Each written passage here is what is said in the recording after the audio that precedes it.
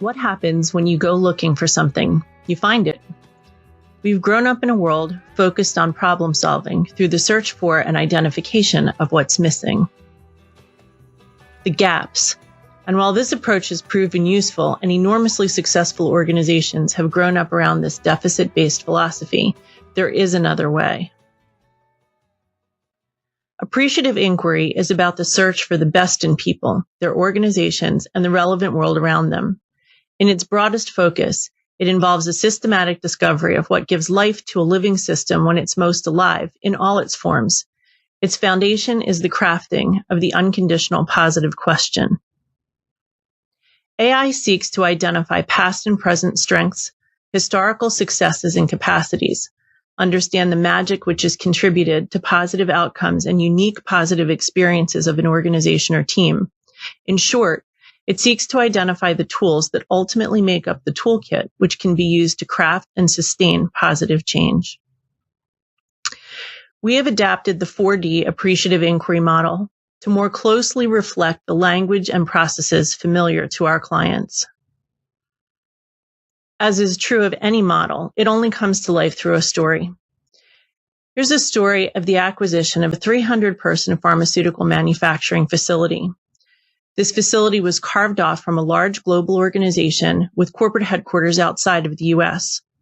As part of the deal, the buyer would be contracted to produce a number of products for this seller for up to 7 years after the deal closed.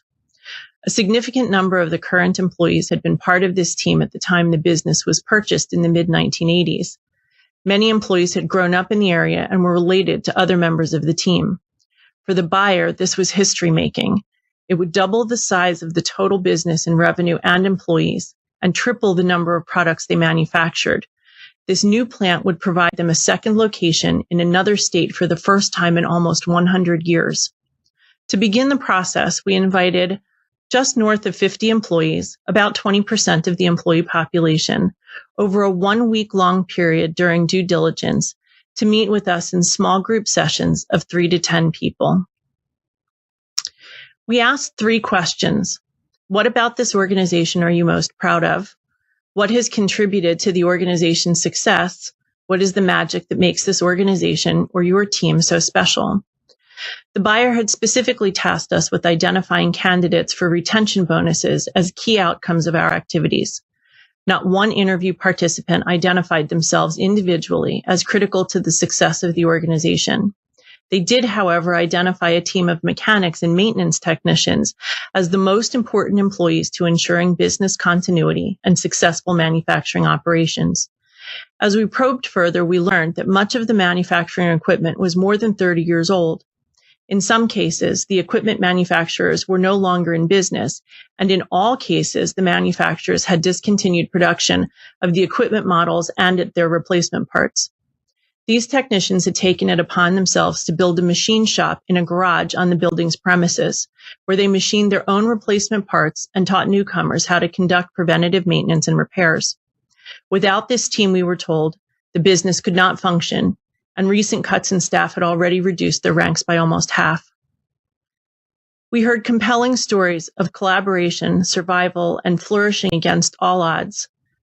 They shared a 30-year history of coming together to prove their work as troubleshooters, creative problem solvers for a global operating network. It was a moving story of unity and esprit de corps. Then we asked what would make this organization or team even stronger. Most of the groups during our conversations shared frustration with the building's Wi-Fi bandwidth. No surprise to us, as we couldn't get a cell signal, send a text, or check emails anywhere in the building. But we know that when these opportunities are brought up, there's more to the story. So we got curious and asked them to share. It turned out that they loved the rollout of the new corporate quality training. However, the programs were delivered via streaming audio and video. The bandwidth was so poor, no one could take the required training inside the building. They had choices. They could simply not take the training. Big issue. The training was required by the FDA, and if not taken and documented, could have serious implications for the business. They could drive 10 miles to the next closest company location in their own cars on business time. They could drive to the next closest public Wi-Fi hotspot, a Panera, using an unsecured network, again, in their own cars and on their own time. We did a quick back of the envelope calculation. Most employees had 10 trainings to complete per year. If they chose to do the trainings by road trip, it cost the business 5 hours of lost productivity per training, per employee, per year. If they didn't take the training, they were out of FDA quality compliance, a whole different and very scary risk. We reported findings and made recommendations to the buyer. Among them, and the very first recommendation, was to install Wi-Fi repeaters throughout the facility on the day of closing. I am happy to report that they did so. The employees were thrilled, less because of the technical improvements and more because they were made to feel a part of the fix. The buyer had also asked us for a list of names of individuals who should be offered stay or retention bonuses. Instead, we recommended a collective, performance-based bonus structure directly tied to both deal and operating outcomes, preserving the strong, cohesive, and communal culture of the current staff and incenting higher levels of site-wide performance. It was important to us to preserve the past, carefully communicate, involve the team, implement recommended shifts and changes, monitor and measure outcomes, and celebrate the organization's achievements. In the end, among other things, they implemented lean manufacturing processes to reduce historic backorder levels and improve manufacturing outputs. This team were already familiar with lean manufacturing, but hadn't had strong management support for its consistent application. The new GM was intimately familiar with lean and was more than happy to support this effort. They capitalized on their culture of daily communication and information sharing, using the daily huddles that existed in pockets of the facility, making them standard for all departments. And the buyer offered an employee learning experience which introduced all employees to the deeply emotional story of the buyer's history, vision, and values immediately following the closing of the deal, allowing everyone to reach new heights of performance and productivity. At 3 months post-close, they had reduced their historic backorder levels from 40% to 0%, had maintained a 99% employee retention level, and increased production yield to 120% of target.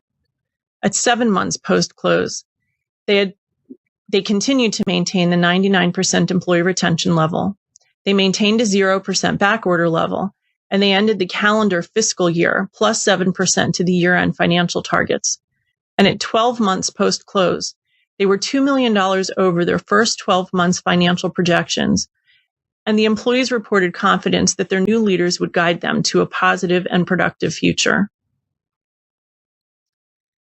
Using this process, we had built trust between and among the employees and leaders of both organizations.